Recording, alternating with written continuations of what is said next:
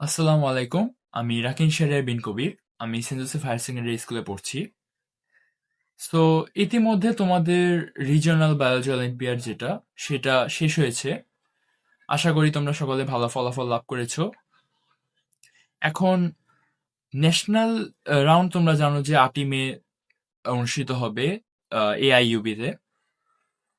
এখন অনেকেই এই প্রবলেমটা ফেস করে যে তারা রিজিওনাল রাউন্ডে চ্যাম্পিয়ন হয়েছে অথবা উইনার হয়েছে, বাট তারা ন্যাশনালে কিভাবে নিজেকে প্রিপেয়ার করবে অথবা কি ধরনের বই পড়া তাদের উচিত, আবার ন্যাশনালে কোশ্চেন কেমন হয়, এটা সম্পর্কে তাদের কোনো আইডিয়া থাকে না, অথবা তারা কোথা থেকে ইনফরমেশনটা নিবে সেটা তারা জানে না, অথবা আসলে কি এই ইন্টারনেটেও এই রিলেটেড বেশি রিসোর্সেস নাই। এই জন্যই আমি এই ভিডিওটা বানাচ্ছি, যাতে তোমরা ন্যাশনাল বায়োলজি অলিম্পিয়াড সম্পর্কে পরিচিত হতে পারো অথবা কিভাবে এটা সম্পর্কে নিজেকে প্রিপেয়ার করতে পারো সেটা নিয়ে। তো চলো শুরু করা যাক। এখন বায়োলজি অলিম্পিয়াডে যে ন্যাশনাল রাউন্ড, সেটাতে যে কোশ্চেন প্যাটার্নটা হয় সেটা অ্যাকচুয়ালি রিজনালের মতোই। যেমন রিজনালে তোমরা কি করে এসেছো, এমসিকিউ দিয়েছো 30টা। আর কি হতো, একটা উদ্দীপক থাকতো, তার আন্ডারে 4টা কোশ্চেন থাকতো। 4টা কোশ্চেনের প্রত্যেকটা আইদার ট্রু অথবা ফলস হতো, আর সেই অনুযায়ী তুমি OMR এ দাগাতা। এখন মার্কস ডিস্ট্রিবিউশনটা তোমরা দেখতে পাচ্ছ যে সিমিলারই। 0টা অথবা একটা কারেক্ট করলে 0 মার্ক, তারপর 2টা কারেক্ট করলে 1 মার্ক, 3টা কারেক্ট করলে 3 মার্ক, আর 4টা কারেক্ট করলে 5 মার্ক পাবা তুমি। তাহলে রিজনালের মতোই তো মনে হচ্ছে, বাট ডিফারেন্সটা তাহলে কি? ডিফারেন্সটা হলো, first of all question quality. তোমরা যখন রিজনালে কোশ্চেন গুলো দেখেছো, সেগুলো কিন্তু অনেকটা মুখস্থ টাইপের ছিল। যেমন কোন একটা, আবার উদ্দীপক গুলা যেগুলো ছিল সেগুলো কিন্তু অনেক শর্ট ছিল, লাইক 1 লাইন অথবা 2 লাইনের। আর কাইন্ড অফ মুখস্থ টাইপের ছিল, যে একাডেমিক্স এ যেরকম MCQ গুলো আসে ওইরকম টাইপের ছিল। বাট ন্যাশনালে যে তুমি দেখবা যে কোশ্চেন গুলা লেন্থ অনেক বেড়ে যাবে।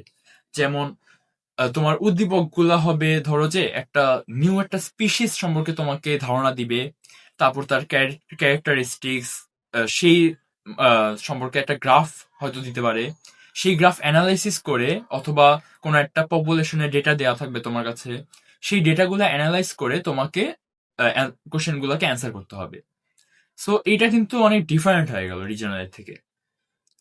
আবার আমি একটা আমার এক্সপিরিয়েন্স থেকে বলি। আমি যখন ন্যাশনাল দিয়েছিলাম একবার, সেইবার হলো আহ, একটা কোশ্চেন ছিল এমন, যে একটা ব্যাঙের একটা স্পিসিসের কথা বলা ছিল। সেই স্পিসিসের একটা বৈশিষ্ট্য ছিল যে সেই স্পিসিস লাইক নিজের বডি কালার চেঞ্জ করে ইনভিজিবল হয়ে যেতে পারে। এখন কিভাবে সেটা করতে পারে, সেইটার একটা গ্রাফ দেওয়া ছিল যে যখন তারা ইনভিজিবল হয় তখন তাদের বডি টেম্পারেচারটা কিভাবে চেঞ্জ হয়, আর সেটা একটা হিট ম্যাপ দেওয়া ছিল। আহ, আর সেই হিট ম্যাপটা অ্যানালাইসিস করে আমাদেরকে কয়েকটা কোশ্চেন অ্যান্সার করা লেগেছিল। সো এইটা দেখেই বুঝতে পারছো যে এটা মুখস্থ টাইপ কিছু না। এটা অ্যাকচুয়ালি তোমার যেই graph analysis, or graph analysis তো লাগবেই, সাথে তোমার যে প্রি নলেজ, যেমন ধরো যে ব্যাঙের টেম্পারেচারের হিট ম্যাপ দেওয়া আছে। এখন তুমি যদি না জানো যে ব্যাঙ হলো একটা শীতল রক্তের প্রাণী, তাহলে কিন্তু তুমি বুঝতে পারবে না যে তাদের বডি টেম্পারেচার পরিবেশের সাথে অথবা চেঞ্জ হচ্ছে কেন। সো এরকম কোশ্চেন থাকে, more mathematical, I would say. আর ডেটা অ্যানালাইসিস করা লাগে এরকম টাইপের, লাইক মুখস্থ টাইপের না। Another difference is topic wise distribution. So রিজিওনালে তোমরা দেখেছো যে কোনো টপিক ওয়াইজ কয়টা কোশ্চেন থাকবে সেটা কোনো লিমিটেশন ছিল না।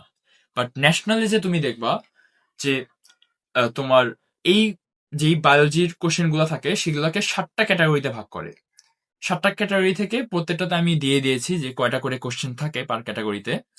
যেমন তুমি দেখতে পাচ্ছ যে অ্যানাটমি ফিজিওলজি থেকে সবচেয়ে বেশি 7টা কোশ্চেন আসে, আবার প্ল্যান্ট ফিজিওলজি থেকে 4টা, সাইটোলজি থেকে যেটা কোষবিদ্যা সেটা থেকে আসে হলো 6টা কোশ্চেন, আবার জেনেটিক্স থেকে আসে 6টা কোশ্চেন, আর বায়োইনফরমেটিক্স, ইকোলজি, ইথোলজি এগুলো থেকে কম কোশ্চেন আসে জেনারেলি। বাট এখানে আরেকটা জিনিস আমি মেনশন করতে চাই যে তোমরা রিজিওনালে দেখেছিলে না যে দুইটা কোশ্চেনের মধ্যে কিন্তু কোনো রিলেশন ছিল না। যেমন প্রথম কোশ্চেন যেটা ছিল, মনে করো 1 নাম্বার কোশ্চেনের যে উদ্দীপক আর 2 নাম্বার কোশ্চেনের যে উদ্দীপক, দুইটা কিন্তু ডিফারেন্ট ছিল। বাট তুমি যখন ন্যাশনাল দিতে যাবা, দেখবা যে অনেক ক্ষেত্রে এমন হয়, ধরো যে অ্যানাটমি, আমি একবার যেবার ন্যাশনাল দিয়েছিলাম ওইবারে একটা কোশ্চেন ছিল এমন যে অ্যানাটমি ফিজিওলজিতে একটাই উদ্দীপক দিয়েছিল, অনেক বড় একটা উদ্দীপক, আর সেই বড় একটা উদ্দীপকের আন্ডারেই 7টা কোশ্চেন ছিল। লাইক ওই যে উদ্দীপকটা ছিল সেই উদ্দীপকের উপর বেস করে 7টা উদ্দীপক বানাইছে, সেই 7টা উদ্দীপকের আবার কোশ্চেন। এরকম টাইপের কোশ্চেন থাকতে পারে। আর বায়োইনফরমেটিক্স যদি কেউ না জেনে থাকো, বায়োইনফরমেটিক্স হলো বেসিক্যালি তোমরা কি তোমরা কি ফাইলোজেনেটিক ট্রি সম্পর্কে জানো কিনা সেটা জানি না, বাট ফাইলোজেনেটিক ট্রি সম্পর্কে তোমাদের জানা উচিত। এটা থেকে প্রতি বছরই একটা করে কোশ্চেন করে। সো ফাইলোজেনেটিক ট্রি থেকে কোশ্চেন করে বায়োইনফরমেটিক্সে। তারপর তুমি অ্যানাটমি ফিজিওলজিতে আসলে অনেক ব্রড টপিক, তো সো এখান থেকে আসলে স্পেসিফিক বলা যাচ্ছে না। আবার জেনেটিক্স থেকে মেন্ডেলিয়ান জেনেটিক্সে যে ল গুলো আছে ওগুলা থেকেও কোশ্চেন আসে। সো এরকমই। এখন তোমাদেরকে আমি একটা স্যাম্পল কোশ্চেন দেখাবো, যেটা আহ, আহ, মানে ধারণা দেওয়ার জন্য যে ন্যাশনাল কোশ্চেন গুলো আসলে কেমন টাইপের হয়। সো এখানে দেখতে পাচ্ছ যে একটা উদ্দীপক দেওয়া আছে যে 3টা ব্লাড গ্রুপ সম্পর্কে, যে মানে বিড়ালের ব্লাড গ্রুপ সম্পর্কে, যেগুলো একটা সিঙ্গেল জিন দিয়ে আর কি নিয়ন্ত্রিত হয়। এখন সেটার অনেকগুলা বৈশিষ্ট্য দেওয়া আছে, আবার দেখো যে একটা চিত্র দেওয়া আছে। এখন এইটা সলভ করার জন্য তোমার অ্যাকচুয়ালি গ্রাফের যে নলেজ থাকা, গ্রাফ না তো এখানে হলো চিত্র, যেই ডায়াগ্রাম অ্যানালাইসিস, এইটার যেরকম স্কিল থাকা লাগবে, তেমনই কিন্তু তোমার এই এ বি অ্যান্টিজেন, তারপর হলো অ্যান্টিবডি, এগুলা নিয়েও কিন্তু তোমার ধারণা থাকা লাগবে। তুমি যদি এগুলা সম্পর্কে ধারণা না থাকে, তাহলে কিন্তু তুমি এগুলা অ্যান্সার করতে পারবা না। সো তোমার প্রি নলেজ যেমন নিডেড, সিমিলারলি তোমার অ্যানালিটিক্যাল নলেজও নিডেড ন্যাশনালের জন্য। সো এইটা একটা স্যাম্পল কোশ্চেন গেল। এখন ব্যাপারটা হলো, ন্যাশনালের যে এমসিকিউ পার্ট, সেটা বাদেও আরেকটা এক্সাম হয় যেটা সম্পর্কে অ্যাকচুয়ালি অনেক মানুষই জানে না। তার আমি যখন ফার্স্ট ন্যাশনাল দিয়েছিলাম আমিও নিজেও জানতাম না এটা, যে হলো এরকম ক্যাম্প টেস্ট আসলে ন্যাশনালের দিনই হয়।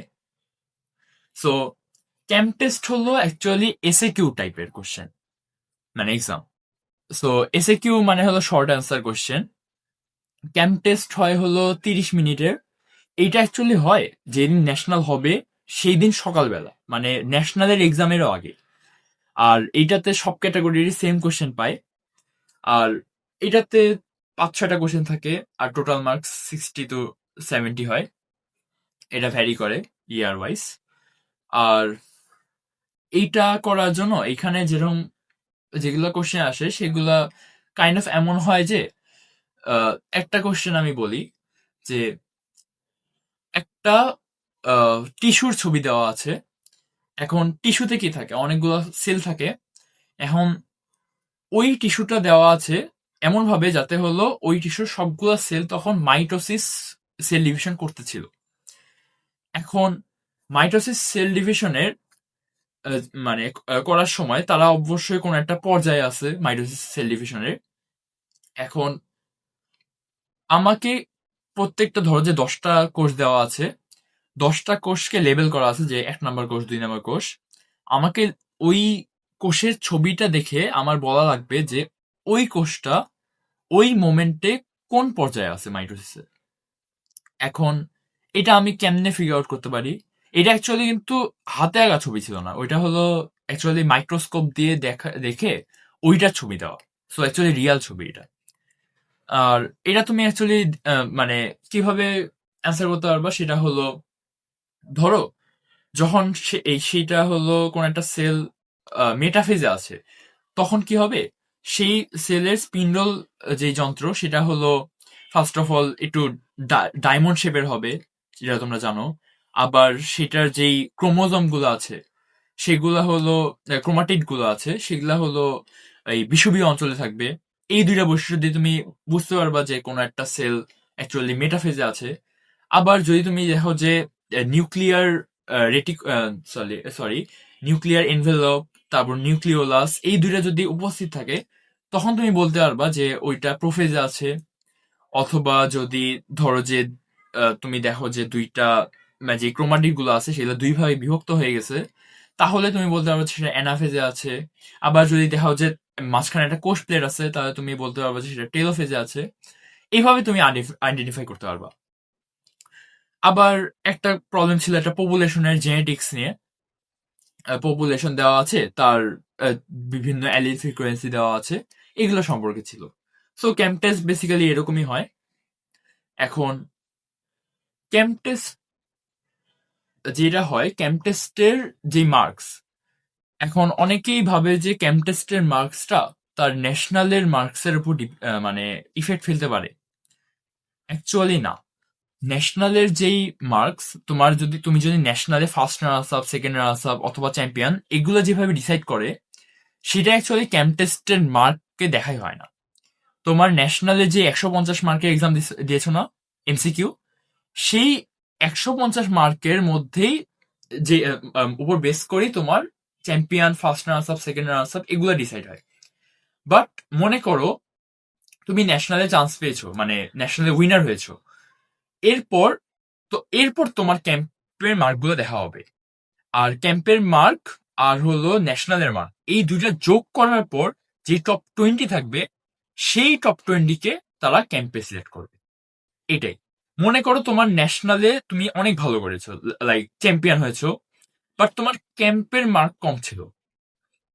আবার অন্য একজন মনে করো ন্যাশনালে ফার্স্ট রানার্স আপ হয়েছে, বাট তার ক্যাম্প স্কোর অনেক গুড ছিল। তাহলে কিন্তু এমনও হতে পারে যে তুমি ক্যাম্পে চান্স পাও নাই, বাট ও ক্যাম্পে চান্স পাইছে। এটা কেন? কারণ হলো তোমার যে ক্যাম্প স্কোর আর হলো এমসিকিউ স্কোর, এই দুটার যোগফল ওর থেকে কম ছিল। সো এরকমও হতে পারে।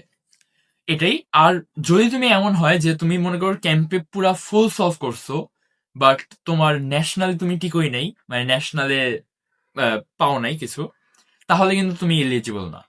তোমার আগে ন্যাশনালে উইনার হওয়া লাগবে, তারপর তুমি ক্যাম্পের জন্য এলিজিবল।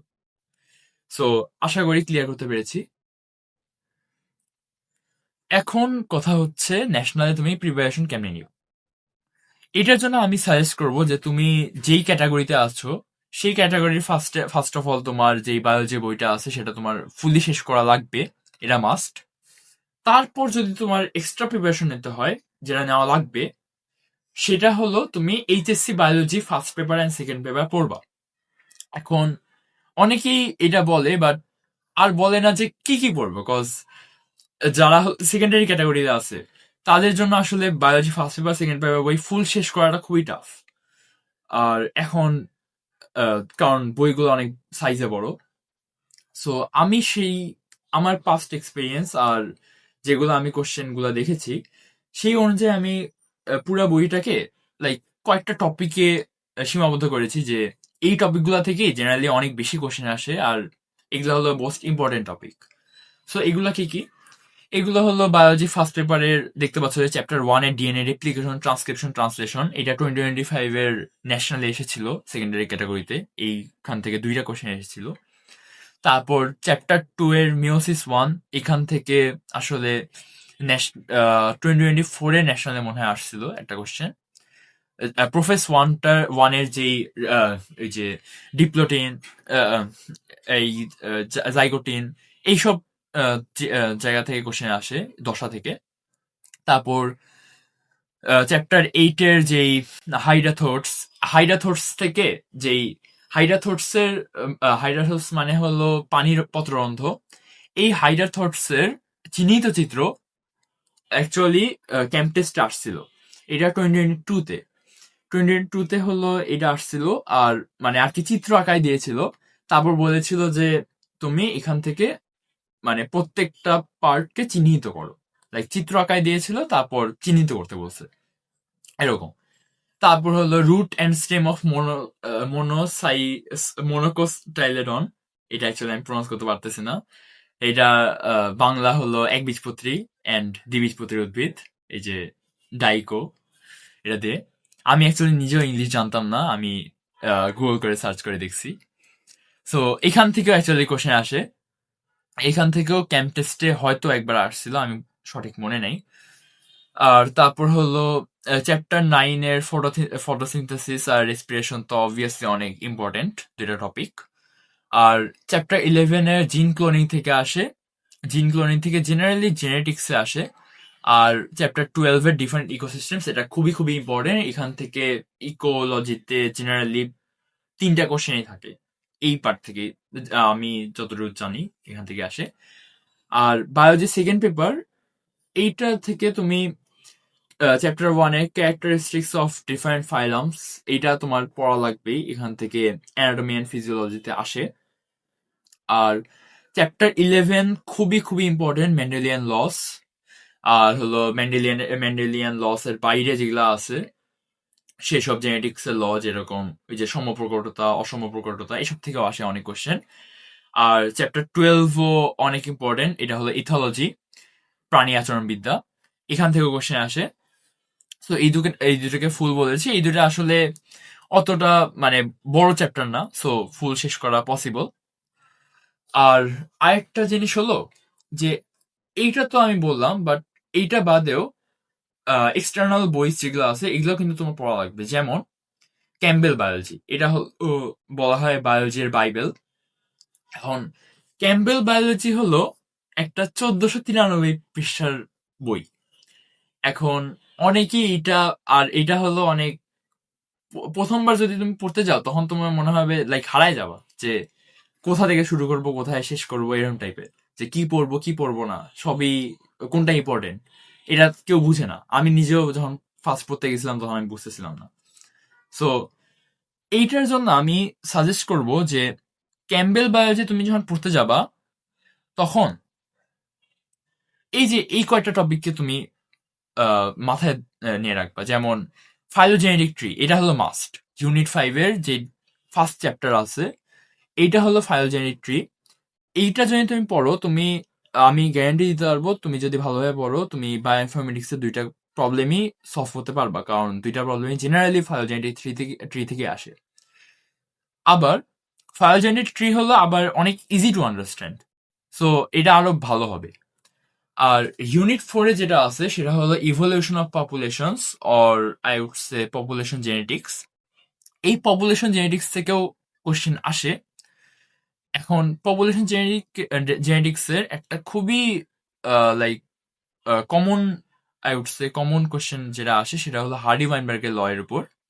হার্ডি ওয়াইনবার্গের ল, এইটার উপর কোশ্চেন আসে। এটা অ্যাকচুয়ালি অনেক ইজি একটা টপিক।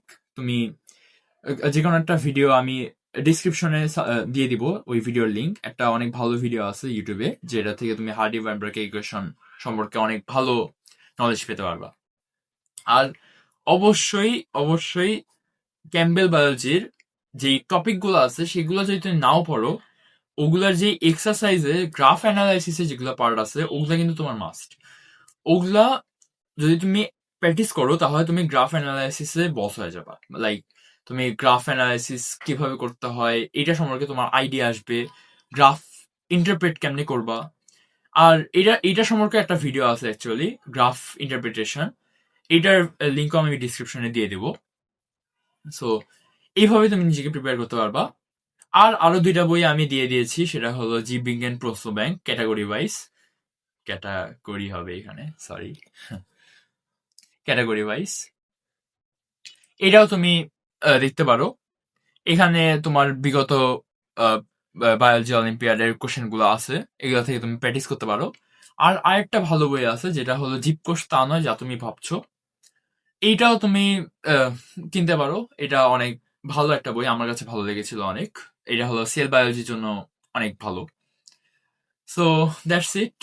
তোমরা আশা করি ন্যাশনালে অনেক ভালোভাবে পরীক্ষা দিবা, আর প্রিপারেশন ভালোভাবে নাও। দেখা যাক, ন্যাশনালে ভালোভাবে দিতে পারলে তো অনেক ভালো। আর ন্যাশনাল কোনো যদি কোশ্চেন থাকে তাহলে কমেন্ট সেকশনে জানায়, আমি রিপ্লাই করার ট্রাই করব। সো বিদায়। ধন্যবাদ।